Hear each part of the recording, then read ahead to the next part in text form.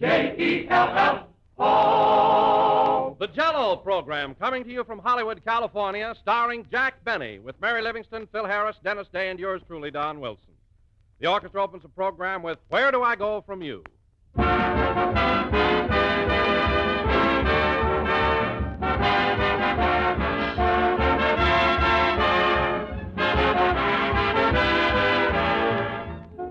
You know, it's really true that somehow the better a dessert looks, the better it tastes. In fact, that's one of the big reasons why so many people find Jell-O such a marvelous treat. Because there's a world of extra pleasure in eating a dessert that looks as gay and inviting as does Jell-O. Jell-O has a distinctive beauty all its own. There's the rosy pink that reminds you of ripe red strawberries, the bright crimson that makes you think right away of plump, juicy raspberries, as well as all of the other rich, tempting Jell-O colors. And each glowing color is just as attractive. Each grand flavor is just as delightful and refreshing as the juicy, ripe fruit itself. So, friends, enjoy a shimmering mold of glorious Jell-O right away quick, possibly tomorrow. Ask your grocer for several packages of Jell-O in all of Jell-O's 6 delicious flavors. But be sure to ask for it by name, because Jell-O is a trademark, the property of General Foods. And those big red letters on the box assure you of getting the flavor that made Jell-O famous.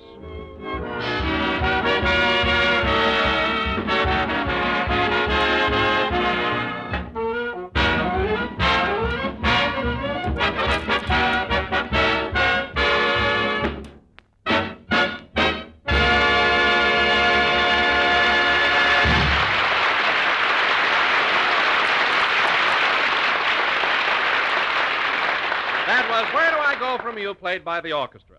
And now, ladies and gentlemen, we bring you a man who, after 3 hectic weeks in New York, has returned to the simple life in Southern California and resumed his favorite hobby of raising flowers. I love them. A man who may be seen any day in his Beverly Hills garden, hoeing in his hollyhocks, digging in his dahlias, and puttering in his pansies, Jack Benny.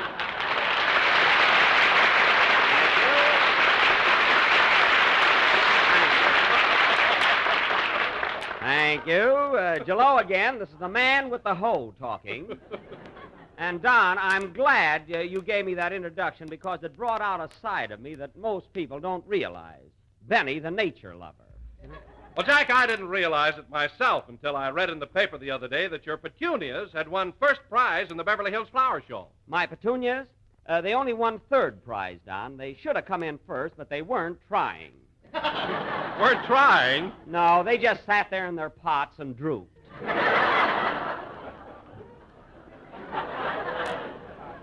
Next year, I'm going to enter nasturtiums. They may not smell so nice, but they're always in there punching. They'll come through. But, Jack, isn't it a lot of trouble for a fellow as busy as you are to keep up a garden? Yes, but it's worth it. Why, my backyard is one of the show places of Southern California. Isn't it, Mary? Especially on wash day. I don't mean Monday. I'm talking about my flowers. Oh, they're beautiful. No kidding, Don. People come from miles around just to look at Jack's roses. They sure do. And Jack is so sweet about it. Children get in for nothing.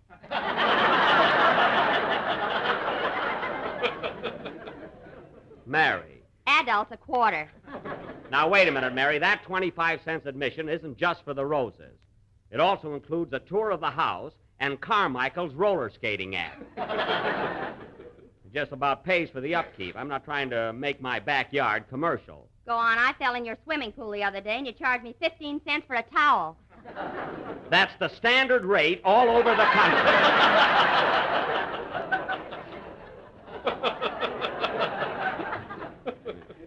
Anyway, I was talking to Don about my flowers. Well, tell me, Jack, what else do you raise in your garden besides petunias and roses? Oh, many varieties, Don. For instance, I have some beautiful dianthus caryophyllus. Those are carnations. And then I've got some lovely Bocania cordata. Those are gardenias. My goodness, Jack, I'm surprised that you have such a complete knowledge of botany. Oh, I have. For instance, Don, come here a minute. For instance, you wouldn't think to look at a flower that, well, I'll tell you about it later. It floored me.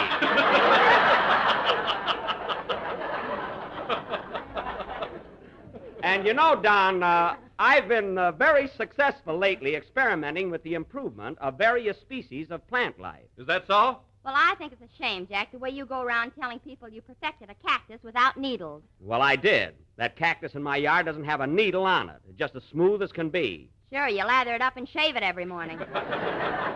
I do not, and that's a fine way to talk after the break I've been giving you on flowers lately. Some break. You've been charging me 75 cents a dozen for carnations, and I can get them at the florist for 60. The white ones with the pink edges?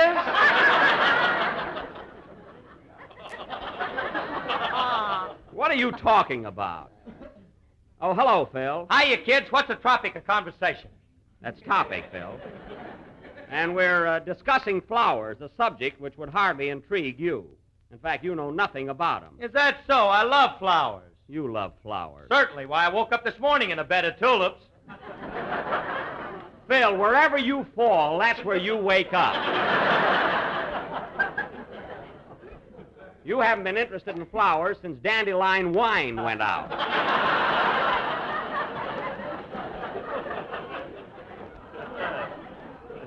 And you know it. All right, so what's flowers? You smell them and throw them away. Isn't that awful?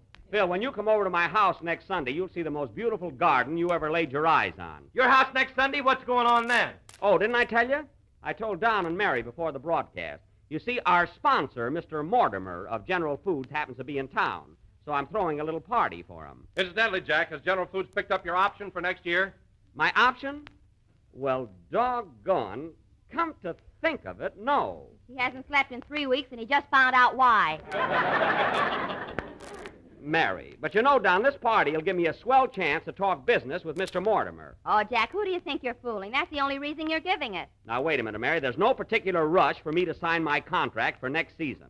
I'm not worried. Sure, you can always play your violin in Phil's orchestra. Yeah, I could. Over my dead body. Don't be so smart, Phil. And next Sunday, when you come over to my house, you be very nice to Mr. Mortimer. Am I invited to your party, Mr. Benny? Why, of course, Dennis. I didn't see you. Why didn't you say something? Nobody would throw me a lead. Well, I'll throw you a lead, Dennis. Now that you've made your presence known, how about singing a song? Oh, boy, that'll be fun. There he goes again. I wonder what makes that kid so happy. Mr. Mortimer is his uncle. He is? Say, that's swell. Sing, Dennis. Gee, I didn't know he was related to our sponsor. I might have known it, though. He's such a smart kid. You know?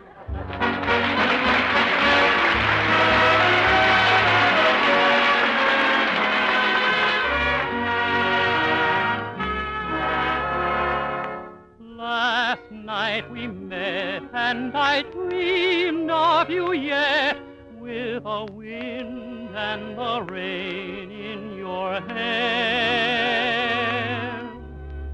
There in the mist, how you sighed when we kissed, with the wind and the rain in your hair. The rain was a song, the wind was a voice, the night was dark and stormy, but how could my heart ever be cold with your 2 arms to warm me?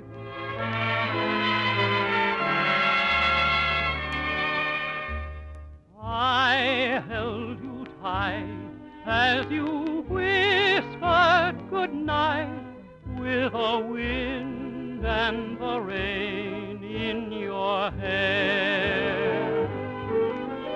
Now it will be my favorite memory, that vision of you standing there, darling.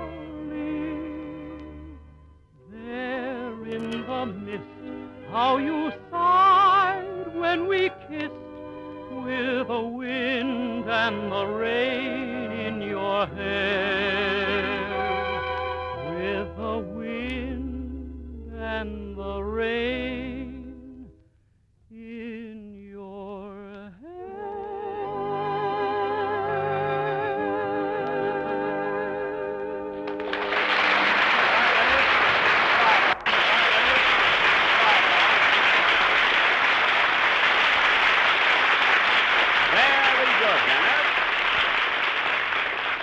Very good. That was The Wind and the Rain in Her Hair, sung by our own little Dennis Day. Denny, I call him. Oh, Dennis, Yes, please?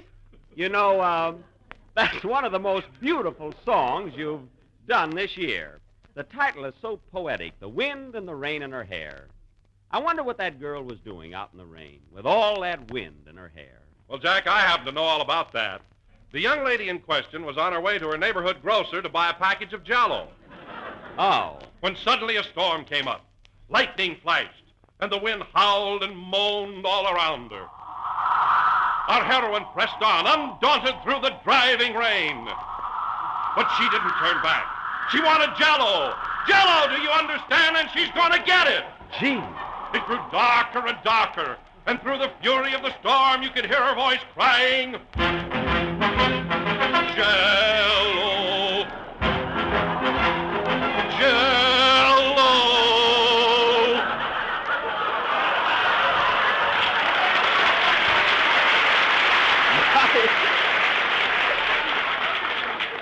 My goodness. Well, tell me. Tell me, Don. Did she get the package of Jell-O with the big red letters on the box? Yes, Jack. And after that, she went to a beauty parlor for a permanent wave. And it made her look so beautiful that she was immediately signed up for pictures. Well. And today, that girl is known to the world as Miss Barbara Stanwyck. Isn't that wonderful? Well, thank you. And if you tune in next week, ladies and gentlemen, Mr. Don Wilson, the eminent biographer, will tell the story behind Guess Who? Logan Jerkfinkel. Now you spoiled it. Get another one ready, Don. Okay. And now, ladies and gentlemen, going from the sublime to our feature attraction of the evening, tonight, the Benny you requested We'll Molested players will present their version of that sensational MGM screen masterpiece based on Kenneth Roberts' brilliant novel of American history, that outstanding cinema achievement, Northwest Passage. Thank you, Snapdragon. That's Sternicum Excelsium. I know what it is. Boulogne.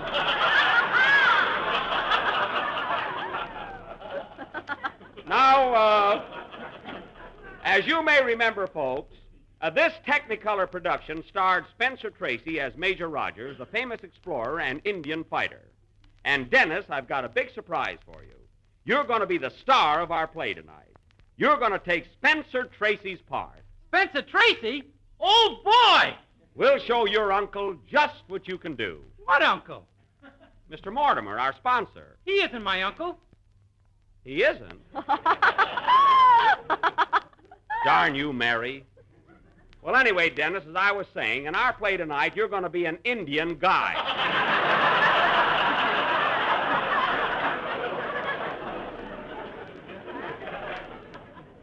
That's all. An Indian guide? I thought I was going to be the star. You better keep your trap shut or you won't be anything.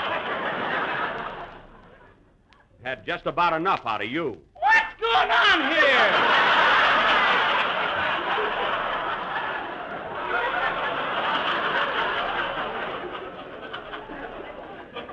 Never mind. Now, getting back to our sketch, inasmuch as I am a very dear friend of Spencer Tracy's, I will naturally play his part. A fine thing to do to a friend. Listen, Mary, I can handle a part. Why, I can do anything Spencer Tracy can do, except possibly play polo. Make it everything. You'll feel better. Okay. Now, Phil, you're going to play Robert Young's part, the map maker of our expedition. You're thrown out of Harvard College, so you join my troop of Rangers. Well, why would I be thrown out of Harvard? That don't ring true. Phil, the trouble we're going to have is getting you into Harvard. The rest will be easy. Now, Mary. Yes, please? Mary, you're going to play the part of a young girl who, as a child, was captured by the Abenaki Indians. And years later, I save you from this hostile tribe. You're some hero. Well, I am. They're very savage Indians. In fact, I almost lose my scalp. What do you care? You got 3 more hanging in your dressing room.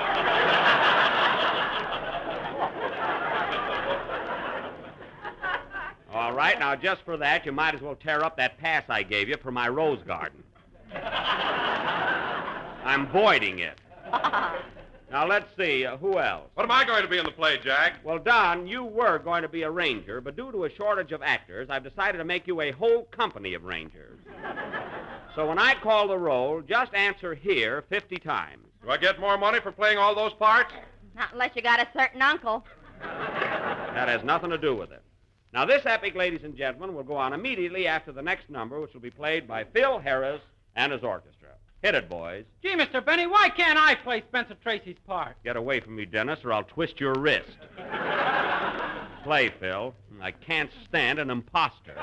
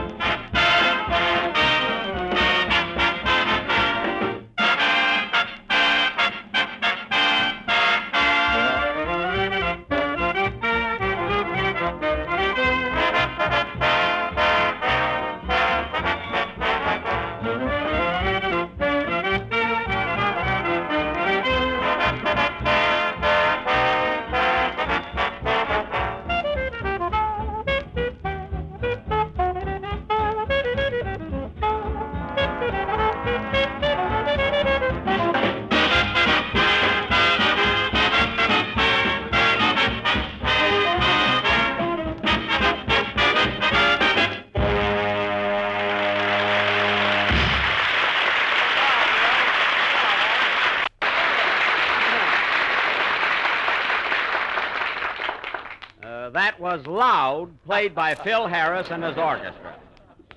And now, ladies and gentlemen... Hold on, Jackson. That's the kind of a number you gotta play loud. Phil, you could play Low the Gentle Lark and make it sound like 8 vultures on a tin roof fighting over a xylophone.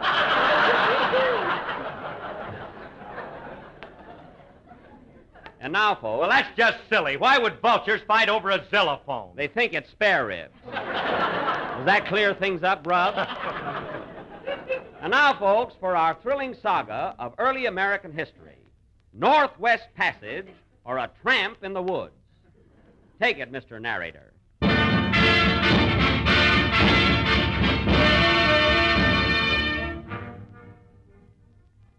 Ladies and gentlemen, the year is 1712. The scene is Crown Point, located on the Hudson River in the colony of New York. Major Rogers and his famous rangers have decided to wipe out the Abenaki Indians, a hostile tribe who have been ravaging the countryside, burning the farmers' homes, and kidnapping their wives and children. As the scene opens, the major is addressing his men. Now listen, men, and listen carefully. For years, the Abenaki Indians, a hostile tribe, have been ravaging the countryside, burning the farmers' homes, and kidnapping their wives and children. The man just said that.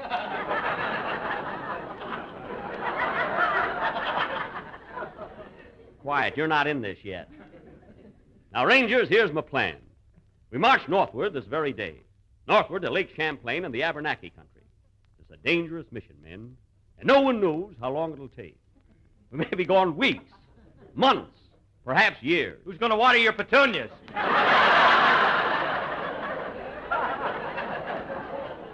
Never mind that.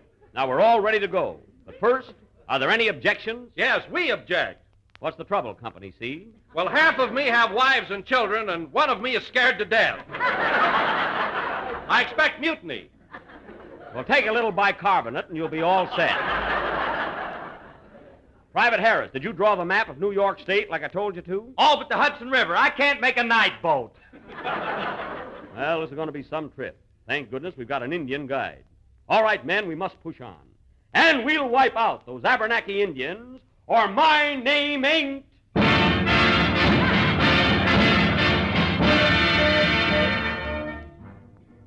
And so our little band of rangers leave Crown Point and march 2 full days northward. It is now noon of the 3rd day. Rangers, halt! I said, Rangers, halt! Hey, fellas, stop, will you? All right, put your other foot down.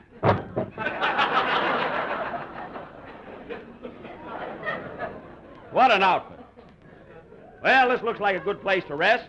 Where are we, Private Harris? Well, Major, according to my map, that peak just ahead is Mount Shasta. Mount Shasta's in California, 3,000 miles from where we started. We've only been walking 2 days. Hey, we made good time, didn't we?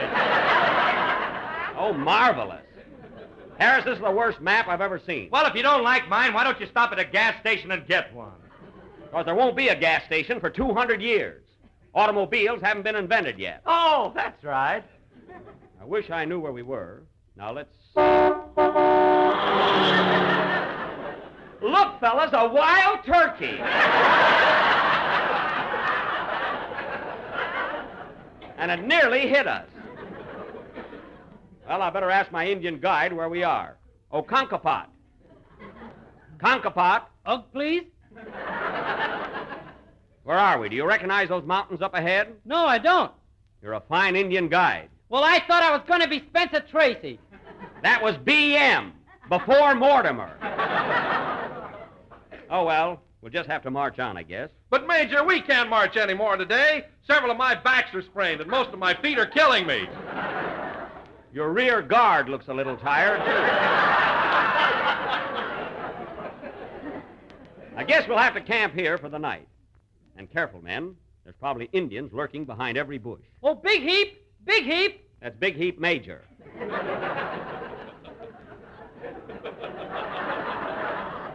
What do you want, Kankapot? Look, Major, white girl. White girl? Where?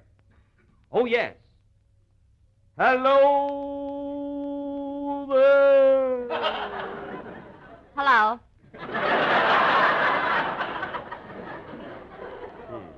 What are you doing in these woods, miss? I was out picking violets and I got lost. Violets, eh?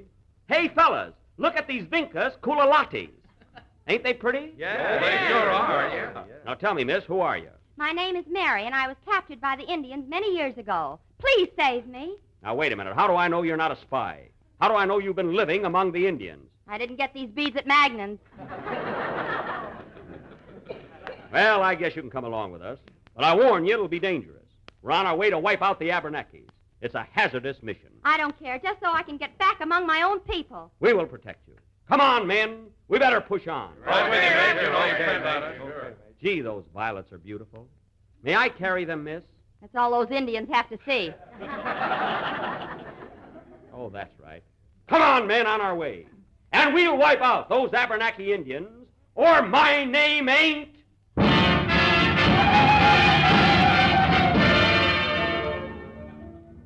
2 days later. Where are we now, Harris? You recognize that lake ahead of us? Well, according to my map, that's a finger bowl at the Brown Derby. A lot of help you are. Company! I'm afraid to say halt, they'll start again. Now cut that out! You know where we are, miss? Yes, that's Lake Champlain. There are a lot of Indians around here, but they're all friendly. Good. Ouch! Friendly, eh? And why is this arrow sticking in me? If you look close, it says, I love you on it. Oh. Hey, Kankapot, pull this arrow out. Okay. Now, listen, men. Thanks. If that's Lake Champlain, we're headed in the right direction. On the opposite shore lies Fort Wentworth. And tomorrow morning at 4 o'clock, before the Indians wake up, we'll cross the lake. All right, men, lay down. Unfold blankets. Company, sleep.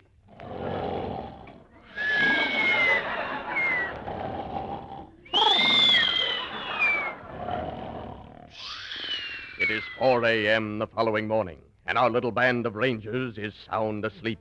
with the exception of Major Rogers, who was already awakened.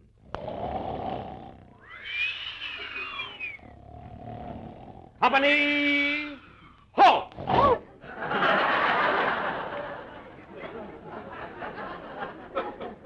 Now wake up, men, and no one speak above a whisper. The slightest sound will warn the Indians of our presence. Turn off that alarm clock! All right, men, on your feet and down to the canoes. Remember, not a sound, or we're doomed. Gosh, it's dark. It sure is. Not so loud. 4 o'clock in the morning, a fine time to get up. Quiet. Now, everybody behind me, single file. Quiet now. Quiet. Whoops! Harris, watch your musket.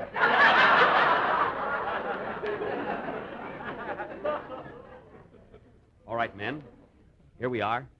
Now get in your canoes.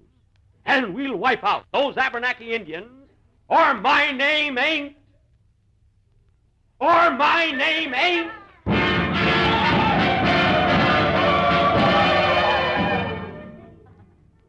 6 months later, and we pick up our brave little band of rangers, footsore and weary, somewhere near Lake Champlain.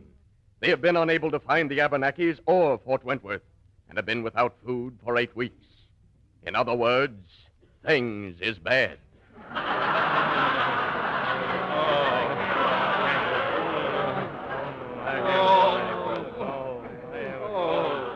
Cheer up, men. Cheer up. We must have faith and courage. But we're starved, Major, starved. And I've lost half of my men. Well, on you, it looks good. Gee, I'm hungry, too. Here, have a bite of my moccasin. Moccasins are no good without ketchup. Well, men, you've been brave and loyal soldiers. But I'm afraid this is the end.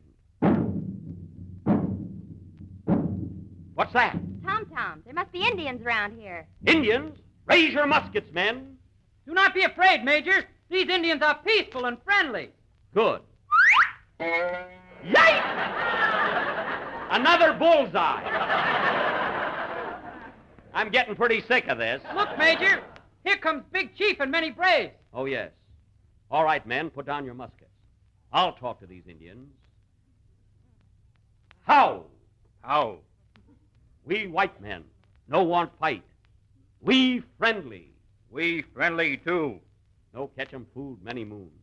Tell me, Chief, which way Fort Wentworth? Fort Wentworth? Yes. I don't know. Hey, Red Feather, which way Fort Wentworth? I don't know. Hey, Thundercloud, which way Fort Wentworth? I don't know. Hey, Geronimo! Never mind! Let it go!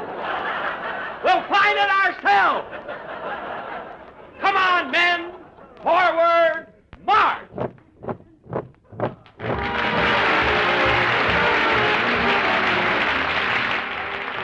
Here, ladies and gentlemen, is a swell way to help add welcome variety to family meals. Just listen to this.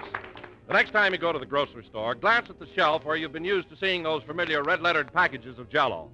And there on the same shelf, or mighty close by, you'll notice another row of packages also bearing the name Jell-O. These, ladies and gentlemen, are the delicious new Jell-O puddings made by the makers of Jell-O and fast becoming one of the country's favorite desserts.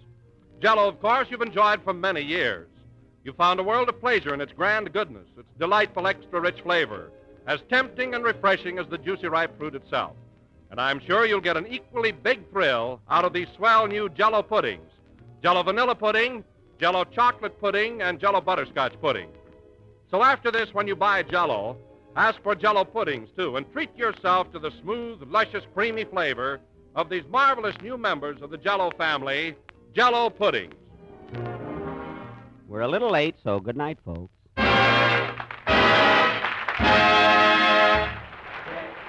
This is the National Broadcasting Company.